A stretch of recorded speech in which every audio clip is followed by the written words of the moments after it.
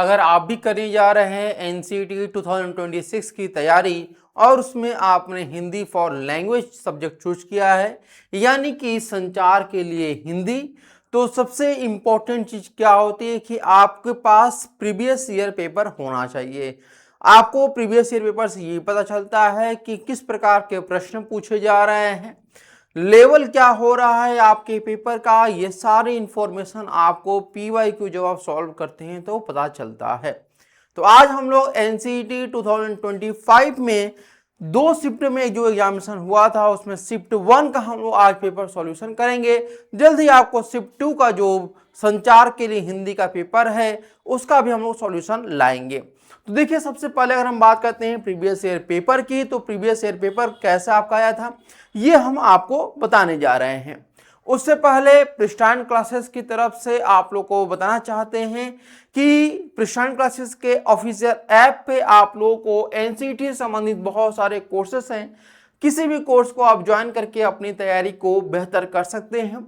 हमारे कोर्स में आपको ITP BA BEd, ITP BSc BEd, ITP BCom BEd, NCET का जो लैंग्वेज और जनरल टेस्ट का पेपर होता है उसको केवल पढ़ना चाहते हैं तो वो भी ज्वाइन कर सकते हैं, केवल टीचिंग अबाउट पढ़ना चाहते हैं तो वो ज्वाइन कर सकते हैं, या फिर केवल नॉन डोमेन पढ़ना चाहते हैं तो वो आप यहाँ पर ज्वाइन कर सकते हैं। ये कंप्लीट आपका पैकेज है यहाँ पर अलग अलग प्रकार के कोर्सेज का।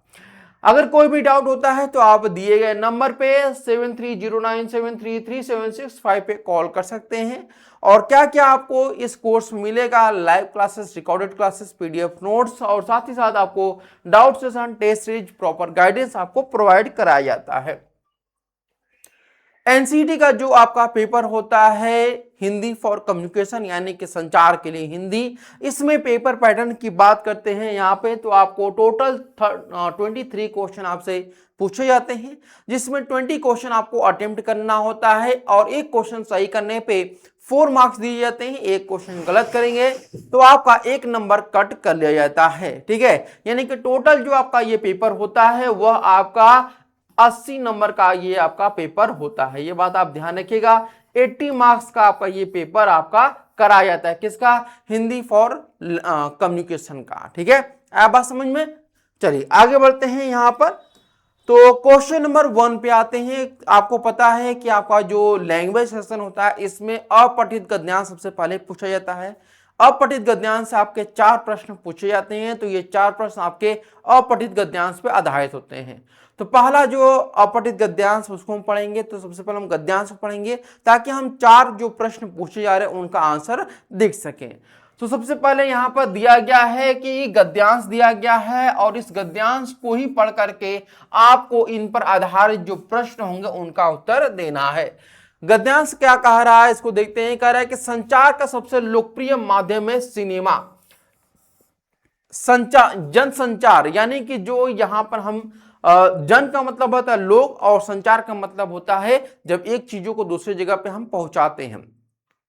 तो यहां पर जनसंचार का सबसे बड़ा माध्यम क्या है, लोकप्रिय माध्यम है सिनेमा। यानी आज का ये जो गद्यांश आप देखेंगे, अपठित गद्यांश देखेंगे, ये सिनेमा पे आधारित आपका अपठित गद्यांश है। इसमें कहा गया है कि हालांकि यह जनसंचार के अन्य माध्यमों की तरह सीधे तौर पर सूचना देने का काम नहीं करता, लेकिन परोक्ष रूप से इसमें सूचना, ज्ञान और संदेश देने का काम किया जाता है। यानी कि हम फिल्मों से क्या देखते हैं कि फिल्मों के द्वारा हम सूचना दे सकते हैं, ज्ञान दे सकते हैं और संदेश देने का काम हम कर सकते हैं। सिनेमा को मनोरंजन का एक बहुत ही बेहतरीन माध्यम माना जाता है। अब हम सिनेमा के बारे में बात करते हैं तो भारत के परिप्रेक्ष्य में देखते हैं कि सिनेमा का क्या महत्व है। भारत में सिनेमा कब से शुरू किया गया? भारत में पहली बार जो मुख्य फिल्म थी, मुख्य फिल्म का मतलब जो बोलने वाली फिल्म नहीं है, ठीक है, जो नहीं बोल सकती है। मुख्य का मतलब होता है जो गूंगा होता है, ठीक है, यानी कि जो जहां से आवाज ना आती हो। तो ऐसी पहली फिल्म जिसमें आवाज ना आती हो, वह फिल्म बनाने का जो श्रेय है वह दादा साहेब फाल्के जी को जाता है। और पहली न बोलने वाली जो फिल्म थी वह राजा हरिश्चंद्र थी। और ये जो निर्माण किया गया था, यानी इस फिल्म का जो निर्माण किया गया था वह 1913 में आपका किया गया था, यानी 1913 में ये फिल्म बनाई गई थी। ये बात आप ध्यान रखिएगा। पहला पॉइंट आपके पास ये भी मिल जाता है कि राजा हरिश्चंद्र पहली भारतीय मूवी थी जो कि मुख्य फिल्म थी। और ये कब बनाया गया था? 1913 में। यह बनाया गया था किसके द्वारा बनाया गया था? दादा साहब फाल्के के द्वारा बनाया गया था। ठीक है। दूसरी जो चीज यहां पर ध्यान रखिएगा, कहा जा रहा है कि 1931 में पहली बोलती फिल्म आलम आरा आई थी। यानी पहली बोलती फिल्म जो आपकी थी वह कौन सी थी? आपकी आलम आरा है। और ये कब बनी थी? 1931 में आपकी बनाई गई थी। आजादी के बाद जहां एक तरफ भारतीय सिनेमा ने देश के सामाजिक यथार्थ को गहराई से पकड़कर आवाज देने की कोशिश की, वहीं लोकप्रिय सिनेमा ने व्यावसायिक का अपनाया। यानी कि जो हमारी लोकप्रिय सिनेमा थी वह व्यावसायिकता की तरफ आगे अग्रसर हो गई। यानी कि यह बिजनेस के मॉडल के तौर पर, पहले ये मनोरंजन के तौर पर केवल था भारत में, और फिर धीरे धीरे आजादी के बाद ये मनोरंजन के साथ साथ व्यवसायीकरण की तरफ भी आगे अग्रसर हो गया। 70 के दशक तक सिनेमा के मूल में प्रेम, फंतासी और एक कभी न हारने वाले सुपर हीरो की कहानी रही है। यानी कि पहले के समय में, 70 के समय में क्या होता था कि एक कहानी होती थी जहां पे हम लोग अपने परिवार साथ मूवी देख सकते थे। लेकिन अब का समय ऐसा है कि हम लोग एक साथ परिवार साथ बैठ करके कोई सिनेमा नहीं देख सकते हैं। ठीक है। पहले के सिनेमा में प्रेम जो था वह प्रेम एक बेहतरीन तरीके का अपनाया जाता था। जैसे अगर सुहाग रात का अगर सीन अपनाया जा रहा है तो वहां पर क्या होता था कि दो भंवरों को आपस में मिलते हुए दिखाया जाता है। लेकिन आजकल सुहाग रात को खुले तौर पर यहां पर सिनेमा में दिखाया जाता है। ठीक है। उसी प्रकार से यहां पर आगे बोल रहा है कि सिनेमा में कुछ न कुछ संदेश देने की कोशिश होती रहती थी। पहले के समय में जो सिनेमा थी वहां पर कोई न कोई संदेश आपको वहां पर दिया जाता था। लेकिन अब के सिनेमा में बहुत ही कम ऐसी फिल्में बनी है जहां से हमको कोई न कोई संदेश मिल रहा होगा। ठीक है। सिनेमा जैसे संचार माध्यम का प्रयोग जन चेतना, यानी कि सिनेमा का प्रयोग करके हम जन चेतना कर सकते हैं। साथ ही साथ जीवन की जो समस्या है उसका हम चित्रण कर सकते हैं। हमारे जीवन में कौन कौन सी समस्याएं आ रही है उनका हम चित्रण कर सकते हैं। साथ ही साथ हम अन्याय के खिलाफ कलात्मक अभिव्यक्ति आजादी के लिए भी कर सकते हैं। अन्याय अगर किसी के ऊपर हो रहा तो उसके विरुद्ध जो है हम सिनेमा के माध्यम से उसको दिखा सकते हैं। ऐसे कई सारे मूवी बनी है, जैसे कश्मीर फाइल्स का आप लोग नाम ले सकते हैं, जहां पे कश्मीरी पंडितों को के खिलाफ अन्याय किया गया था, उस पर बनाई गई मूवी है। या फिर और भी बहुत सारी मूवी हैं जो कि बनाई गई हैं, चाहे वो SC ST या फिर महिलाओं के ऊपर बनाई गई मूवी हो। ठीक है। तो इस प्रकार से ये पूरी तरह से मूवी पर आधारित आपकी ये एक आपका यहाँ पर ये सेक्शन है। ठीक है। अब यहां पर देखते हैं कि उपयुक्त गद्यांश के अनुसार भारत में पहली बोलती फिल्म का नाम आपको बताना है। पहली बोलती फिल्म, मैंने आपको पहले ही बताया था कि पहली बोलती जो फिल्म आपकी बनाई गई थी वो कब आपकी बनाई गई थी। तो यहां पर आपको मैंने बताया था कि 1931 में पहली बोलती फिल्म बनाई गई थी, आलम आरा थी। क्या थी? आलम आरा 1931 में आपकी बनाई गई थी। ठीक है। आलम आरा। ठीक है। आलम आरा ये पहली बोलती फिल्म थी जो कि 1931 में आपकी बनाई गई थी। 1913 में एक मूवी बनाई गई थी जो कि आपकी राजा हरिश्चंद्र थी, जो कि मुख्य मूवी के रूप में आप उसको जानते हैं। ठीक है। चलिए आगे बढ़ते हैं। यहां पर प्रश्न नंबर 2 पे हम यहां पर देखते हैं। प्रश्न नंबर 2 क्या कह रहा है? उपरोक्त गद्यांश के अनुसार 70 के दशक तक सिनेमा का प्रयोग किस लिए किया जाता था? ठीक है। किस लिए किया जाता था? तो सबसे पहले यहां पर देखिए, हम लोग पहले की सिनेमा जब देखते थे तो हमें कोई ना कोई संदेश मिलता था। जन चेतना की भावना हमारे अंदर आते थे, देशभक्ति की भावना आती थी। लेकिन आज की मूवीज से हम क्या कुछ चीजें सीख पाते हैं?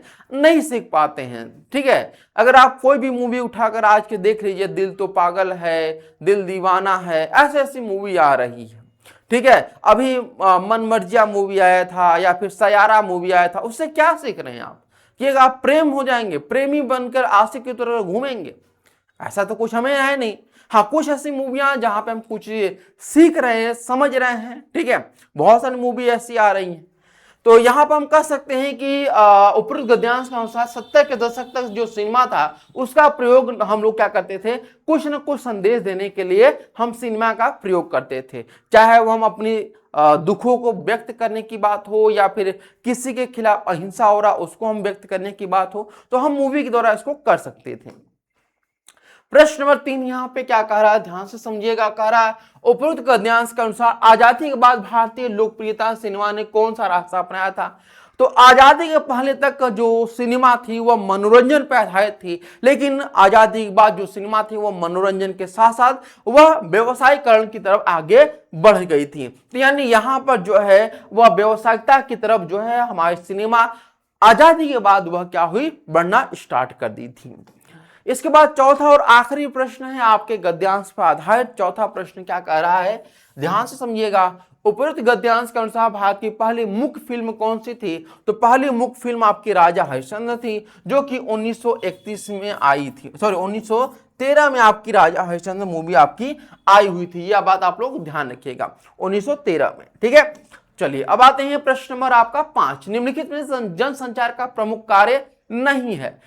जनसंचार के कुछ कार्य हैं, उन कार्यों को जानना जरूरी है। जैसे अगर हम बात करते हैं तो कुछ कार्यों में समाज को जोड़ने का कार्य होता है जनसंचार का, सूचना और जागरूकता फैलाने का कार्य होता है, लोकतंत्र को मजबूत करने का कार्य होता है, शिक्षा और विकास को बढ़ावा देने का कार्य होता है, मनोरंजन प्रदान करने का कार्य होता है और निगरानी करने का कार्य होता है। ये जनसंचार का प्रमुख कार्य है। तो यहाँ पे आप देख सकते हैं कि हमने यहाँ पे देखा कि राष्ट्रीय एकीकरण करने का ये कार्य होता है। जनसंचार का माध्यम क्या, जनसंचार का प्रमुख कार्य क्या है कि हम जो राष्ट्रीयता हमारी है उस राष्ट्रीयता को एक श्रेणी में बांधे रहे, चाहे वह हिंदू मुस्लिम किसी भी धर्म का हो। यहां पर हम बाधा डालना नहीं कर सकते हैं, इसलिए हम कह सकते हैं ऑप्शन नंबर 2 जो है आपका सही होगा कि यह प्रमुख कार्य नहीं है। क्योंकि यहां पे नहीं प्रश्न पूछा गया है, इसीलिए हम यहां पर प्रश्न नंबर 5 का ऑप्शन जो है वह 2 सही लगाएंगे।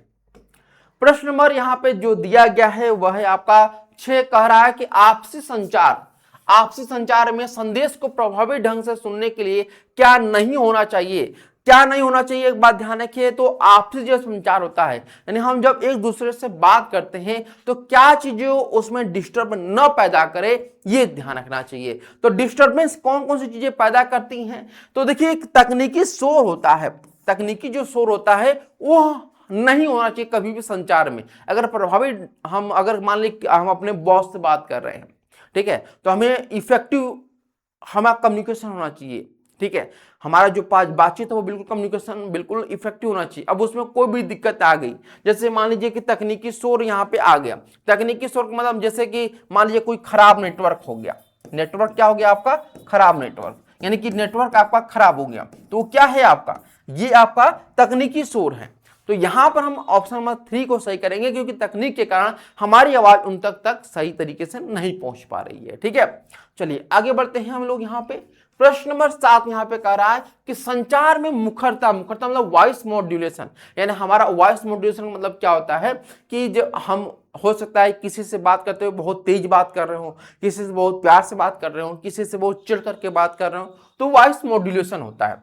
और स्वर यानी कि टोन, हमारा टोन कैसा होना चाहिए, मतलब प्यार भरा होना चाहिए या फिर या कह सकते हैं कि बहुत ही गुस्से में बात करना चाहिए, ये चीजें होती है। तो क्या महत्व होता है? तो संचार में जो मुखरता होना होता है ना, इसका बहुत बड़ा महत्व होता है। इसका पहला ऑप्शन कह रहा है कि प्राप्तकर्ता को सूचना प्राप्ति में आसानी होती है। तो इसका बहुत अच्छा है ये कि आपका क्या महत्व होता है। तो सबसे आसान चीज क्या है कि प्राप्तकर्ता जो होता है उसको सूचना जो है बहुत आसानी से प्राप्त होती है। यानी कि जो संचार हम करते हैं, संचार हम किसी भी माध्यम से कर रहे हो, चाहे पत्र लिखकर कर रहे हो या फिर बातचीत कर रहे हो, तो जब हम अपने मॉड्यूलेशन का बहुत ध्यान रखेंगे, जब हम अपने स्वर यानी कि जो हमारा टोन है उसको बहुत ध्यान रखेंगे, तो वो बहुत इंपॉर्टेंट होता है। जैसे किसी से हम बात कर रहे हो और वो बोला कि आपको समझ में आया, तो हम बोलेंगे हाँ सर, ठीक है सर, हम समझ गए। अब कोई बोला कि आपको समझ में आया, ठीक है समझ में आ गया। शब्द एक ही है, बस टोन हमारा जो है, मॉड्यूलेशन जो है थोड़ा सा हमारा अलग हो जा रहा है, तो उसका अर्थ भी आपका अलग हो जाता है। तो इसीलिए यहाँ पे प्राप्तकर्ता जो होता है, यानी कि जो आपसे मतलब संचार कर रहा है, उसको सूचना प्राप्त करने में आसानी होती है। ठीक है, चलिए प्रश्न नंबर आपका दिया गया है 8, कह कि वर्तमान में सोशल मीडिया का प्रयोग सकारात्मक और प्रभावी रूप से किसके लिए किया जाता है। तो देखिए ध्यान रखिएगा कि आज का समय ऐसा है कि लोग सोचते हैं कि हम घर बैठे बहुत ही कम समय में क्या हो जाए, फेमस हो जाए, पॉपुलर हो जाए। तो उसका सबसे सिंपल सा है रास्ता सोशल मीडिया। यानी आप इंस्टाग्राम उठाइए, कोई एक रील बना दीजिए बेहतरीन तरीके से। आजकल तो देख ही रहे कैसे कैसे रील बन रहे हैं, है ना। मतलब ऐसे ऐसे रील बनाइए, मतलब बस थोड़ा सा उसमें आप क्या कर दिए, हुक पॉइंट जोड़ दीजिए, अब वायरल हो जाएंगे। तो आप बहुत ही कम समय में बहुत अधिक लोगों तक आपकी पहुंच बन जाएगी। जब बहुत कम समय में अधिक लोगों तक आपकी पहुंच बनेगी तो आप पॉपुलर होंगे ही होंगे। तो यानी अधिक से अधिक लोगों तक कम समय पहुंचने के लिए जो है आजकल लोग जो सोशल मीडिया का यूज कर रहे हैं। ठीक है, आगे बढ़ते हैं यहां पर। प्रश्न नंबर 9 करा किस खुशी, डर, प्रेम, ये सब शारीरिक भाषा के माध्यम से अगर हम व्यक्त करना हो तो हम क्या कहेंगे। जब हम शारीरिक, जो हमारी खुशी होती है, जो हमारा प्रेम होता है, कहते हैं ना कि पहली नजर का प्यार, ठीक है, पहला पहला प्यार है, पहली पहली बार है, तो वो पहली नजर का प्यार होता है। तो पहली नजर का प्यार में कुछ आदमी बोलता नहीं है, बस आंखें बोलती हैं, हमारी आंखें उससे लड़ गई, आय है, दिल को छू गया, पहली नजर का प्यार। फिर बोलेंगे यार पहली नजर का क्रश हो गया, है ना, तो क्रश होता है। तो पहली नजर जो क्रश होता है उसको हम बोलकर कोई चीज नहीं करते हैं, बिना बोले कर देते हैं, यानी कि गैर मौखिक संचार होता है ना, हम कुछ बोलते नहीं है बल्कि बिना बोले सब कुछ हो जाता है। ठीक है, चलिए आगे देखते हैं। प्रश्न नंबर 10 कह रहा है कि भारत में जनसंचार के इन माध्यमों के विकास का सही क्रम क्या होगा। जनसंचार का जो विकास होता है वह सबसे पहले आप देखेंगे कि शुरुआत जब होता है आपका, शुरुआत जब होता है आपका, पहले पहले अगर हम बात करते हैं प्राचीन समय में, तो आप देखेंगे कि एलोरा की गुफाएं हो गई, अजंता की गुफाएं होंगी, तो उन गुफाओं में चित्र बने हैं, है ना, अलग चित्र बने हैं, तो वो भी तो एक संचार का माध्यम है। तो सबसे पहले भित्ति चित्र, उसी को जो गुफाओं बने होते हैं चित्र या फिर किसी दीवार पर बने होते हैं चित्र, उन्हीं को भित्ति चित्र के नाम से हम जानते हैं। इसके बाद जो है भित्ति चित्र के बाद सबसे पुराना आया समाचार पत्र, यानी कि जो अखबार होते हैं, जो आपके डायरी होती हैं, जो पत्रिकाएं होती हैं, अभी भी है लेकिन ये बहुत पहले समय से चला आ रहा है। तो ये समाचार पत्र हो गया दूसरे नंबर पे, पहले नंबर पे ये, दूसरे नंबर पे ये, तीसरा उसके बाद समाचार पत्र के साथ साथ कुछ समय बाद रेडियो का आविष्कार हुआ। ठीक है, रेडियो का भी शुरुआत होने लगा, तो ये भी आपका जनसंचार का माध्यम है।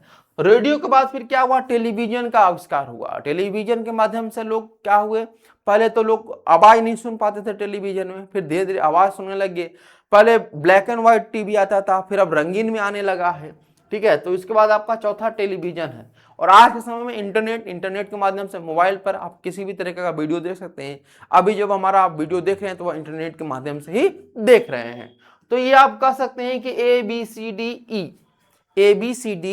ई, ठीक है, तो ये कहां पे A B C D E, तो ये ऑप्शन नंबर 3 जो है आपका वो सही हो जाएगा। आया बात समझ में, यहां तक क्लियर है।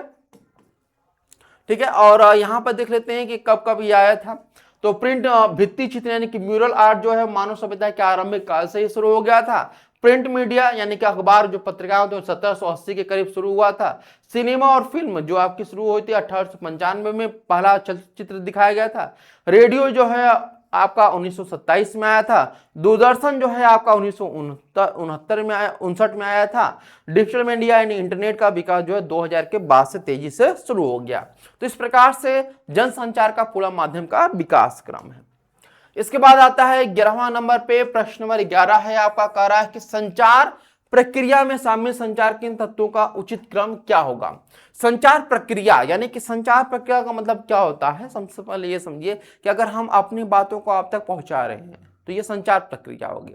संचार प्रक्रिया शुरू कैसे होती है, जैसे हम जो है मान लेते हैं हम हैं, यहां पर अमरजीत नाम का एक लड़का है, अमरजीत नाम का एक लड़का है, ठीक है, ये एक पत्र भेज रहा है, किसको भेजना चाहता है, ये भेजना चाहता है मान लीजिए यहां पर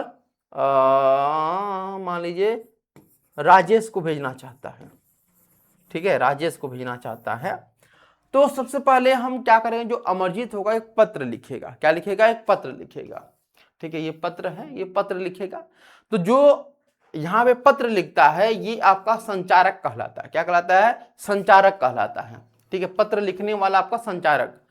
अब पत्र लिखने वाला होगा तो कुछ ना कुछ संदेश तो लिखेगा, कोई ना कोई मटेरियल तो लिखेगा, वो संदेश लिखेगा। दूसरा आपका संदेश, क्या संदेश लिख रहा है, लिख रहा है कि हे मेरे परम मित्र राजेश, आज हमारी हालात बहुत खराब है, हमें जो है एक मर्सिडीज गाड़ी भिजवा दो जिससे हम अपने आप को हॉस्पिटल ले जा सके।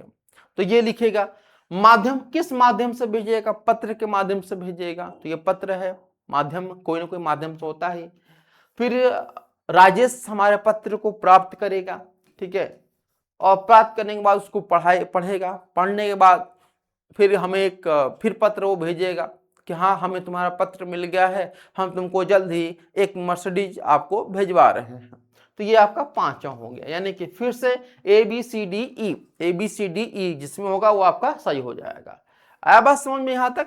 ठीक है, चलिए अब आते हैं प्रश्न नंबर आपका 12।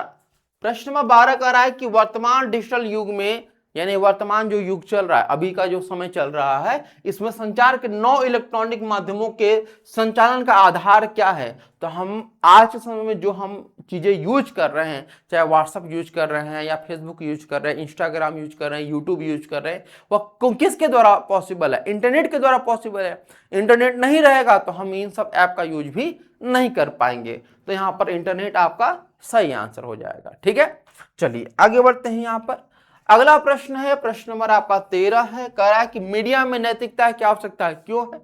मीडिया में आज के समय का मीडिया देखेंगे तो बिल्कुल पतझड़ की तरह, जैसे पेड़ पत्ते से गिरता है ना, वैसे ही मीडिया के जो लोग हैं वो खत्म हो चुके हैं। उनके अंदर नैतिकता बिल्कुल ही नहीं है।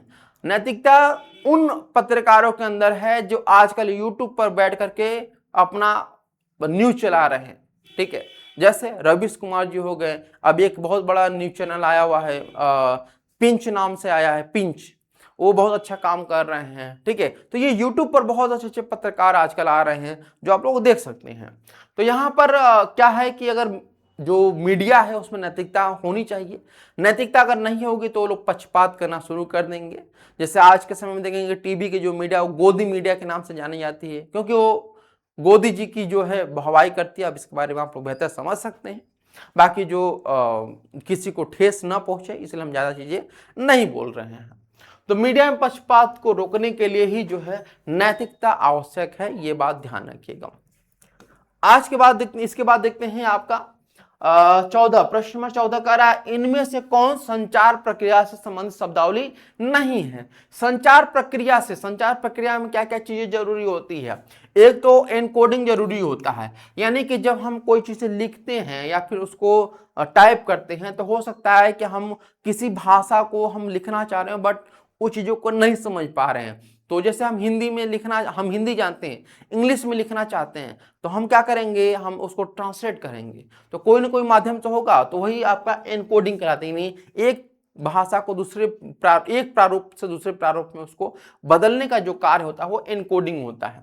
दूसरा आपका माध्यम, कोई ना कोई माध्यम से होना चाहिए ना, चाहे वो पत्र हो या ईमेल हो, वो माध्यम होता है। ठीक है, प्राप्त करता होता है, अगर हम मेल लिख रहे हैं तो मेल किसको प्राप्त होगा वो जरूरी है। संवेदनशीलता ये आपका नहीं होता है, तो इसलिए ऑप्शन नंबर हम यहाँ पर क्या करेंगे, इसको तो टिक लगा दिए हैं, तो यहाँ पर ऑप्शन जो है आपका ऑप्शन नंबर 4 यहाँ पर सही हो जाएगा। ठीक है, अब आते हैं प्रश्न नंबर 15। प्रश्न नंबर 15 का रहा है लिखित संचार में व्याकरणिक और यांत्रिक गलतियों का क्या प्रभाव पड़ता है? जैसे हम कोई भी चीज लिख दिए, अब इंग्लिश में हम उसे लिखना है। ठीक है, अगर हम इंग्लिश में लिख रहे हैं, हिंदी में ही लिख रहे हैं, अगर हम हिंदी में लिख रहे हैं, यहां पर हम लिख दिए, हमको लिखना है खाना और हमने लिख दिया तो ये आपका खाना, तो यहाँ पे हम अगर गलती हो जाएगा, हम यहाँ पे रवाना हो जाएगा। अगर हम इसको इसी प्रकार से लिखें खाना, तो ये खाना होगा, ये सही है, हम खाना खा लिए हैं, हम रवाना हो चुके, या हम खाना खा चुके हैं और हम रवाना हो चुके हैं। तो यहाँ पे खाना और रवाना में अंतर हो जाएगा ना, दिक्कत हो जाएगा, तो जो पढ़ने वाला को उसको दिक्कत होगा। तो लिखित संचार में व्याकरणिक और यांत्रिक गलतियों का जो प्रभाव पड़ता है वो सबसे ज्यादा प्राप्तकर्ता को बाधा पहुंचाती है। क्या होती है? प्राप्तकर्ता को बाधा पहुंचाती है। यानी कि संचारक को सुविधा होती है, संचारक को सुविधा होती है, बल्कि जो प्राप्तकर्ता होता है उसको सबसे ज्यादा बाधा पहुंचती है। आया बात समझ में यहां तक? चलिए अब आते हैं प्रश्न नंबर 16 पे। प्रश्न नंबर 16 कह रहा है यहाँ पर कि निम्नलिखित में से सत्य कथन को पहचानिए। जब कभी किसी को इशारे से बुलाते तो इसे सांकेतिक संचार कहते हैं। हम अगर किसी को बुलाते हैं तो कहते हैं यहाँ आओ, ऐसे इशारा करके बुलाते हैं ना, तो वो सांकेतिक हो गया भाषा। दूसरा, चेहरे के भाव से व्यक्त संचार को अमौखिक संचार कहता है। अभी मैंने बताया कि जब हम किसी को देखते हैं और देखते देखते मुस्कुरा दिए, या फिर किसी कोई हमारा दोस्त है और किसी को देखकर किसी को ताड़ रहा है और बोला हम बोले नहीं लेकिन हम समझ गए वो क्या कहना चाहता है, तो अमौखिक भाषा हो गया। क्या हो गया? अमौखिक संचार हो गया। ठीक है, इसके बाद यानी कि ये भी बिल्कुल सही है, दोनों ऑप्शन आपके क्या है यहाँ पर सही है, ये भी सही है और ये भी सही है। घर पर आपसी संचार को व्यक्तिगत संचार कहते हैं। ठीक है, तो जब हम घर पे बात करते हैं तो व्यक्तिगत संचार नहीं बल्कि आपका मौखिक संचार कहलाता है। ठीक है, यानी कि जब हम घर पे एक दूसरे से बात करते हैं तो मौखिक संचार कहलाता है। जब हम खुद से बातें करते हैं तो उसे हम अंतर वैयक्तिक संचार कहते हैं। जब हम खुद से बातें करते हैं तो उसे अंतर वैयक्तिक संचार नहीं बल्कि हम अंतः वैयक्तिक संचार कहते हैं। क्या कहते हैं? अंतः वैयक्तिक संचार के नाम से इसको हम जानते हैं। ठीक है, इसके बाद है जब हम एक व्यक्ति से बात करते हैं तो समूह संचार करते हैं। जब हम एक ही व्यक्ति से बात करें तो समूह कैसा हो जाएगा? समूह संचार मतलब जब दो या दो से ज्यादा लोग रहे, ठीक है, मतलब 2-3 लोग रहे हैं, उससे ज्यादा लोग रहे तो समूह संचार होता है। तो यहाँ पर यह भी गलत हो जाएगा, यानी कि यहाँ पर आप देखेंगे केवल ए और बी ऑप्शन ही सही है, तो केवल ए और बी जो जिसमें होगा वही आपका सही हो जाएगा। आया बात समझ में? चलिए आगे बढ़ते हैं। यहाँ पे प्रश्न नंबर आपका 17, फेसबुक निम्नलिखित में से किस प्रकार की मीडिया का उदाहरण है?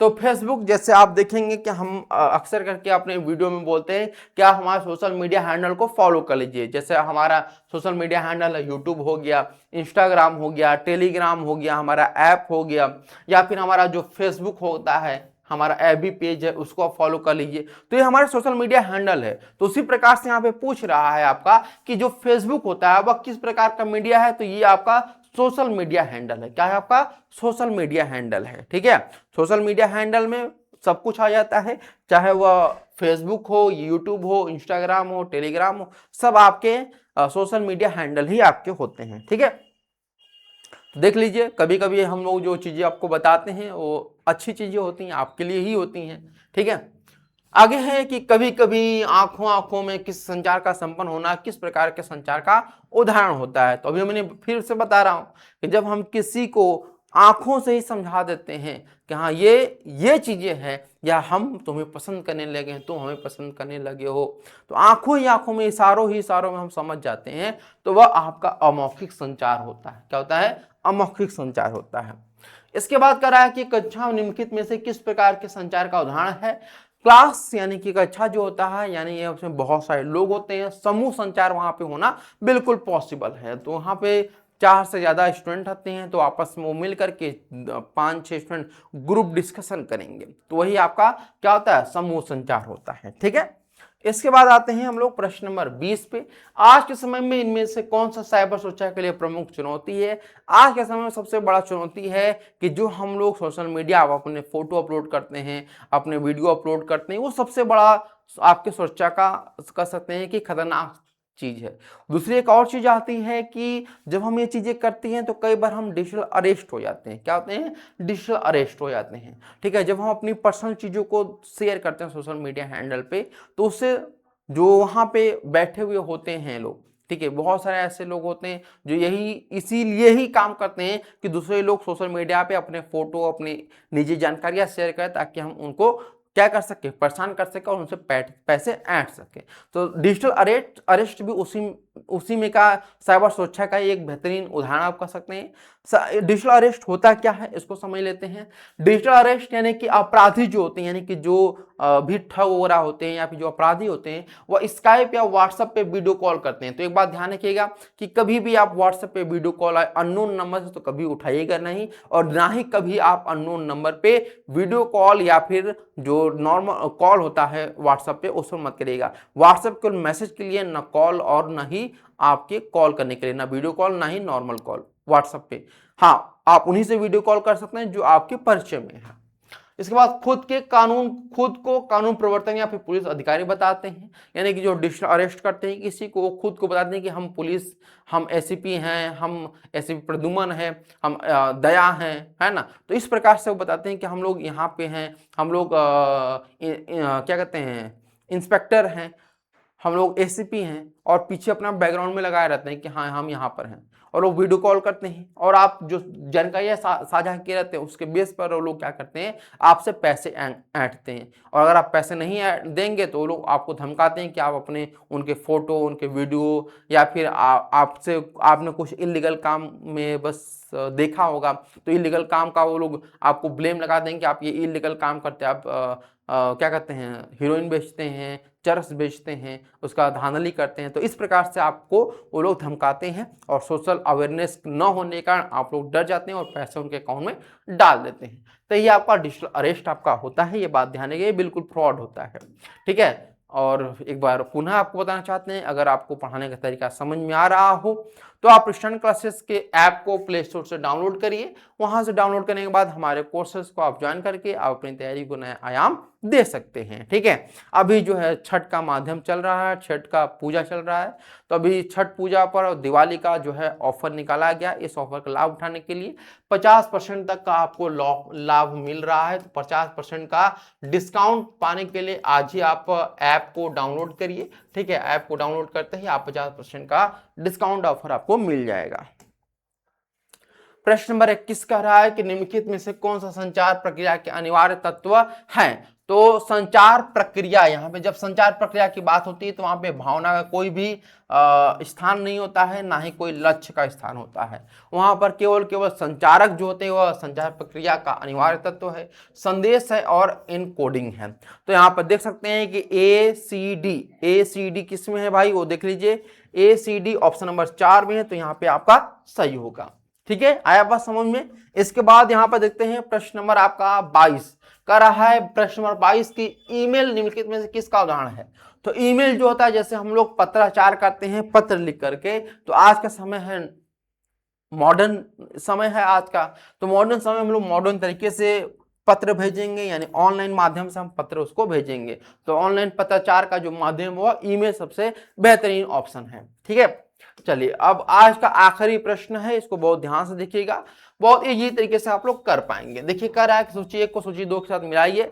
ईमेल क्या है, तो अभी हमने बताया आप लोग को, ईमेल जो है आपका ऑनलाइन पत्राचार का माध्यम है।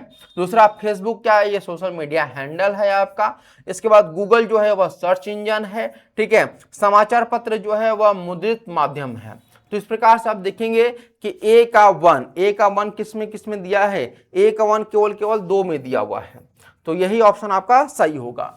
आई होप आपको पूरे 23 प्रश्नों का आंसर मिल गया होगा अच्छे तरीके से। अगर कोई भी डाउट हो तो आप लोग कमेंट बॉक्स में कमेंट करिएगा, कोशिश करें आपके सभी प्रश्नों का जवाब दे सके। आज के लिए इतना ही, फिर मिलते हैं नेक्स्ट सेशन में, तब तक के लिए धन्यवाद।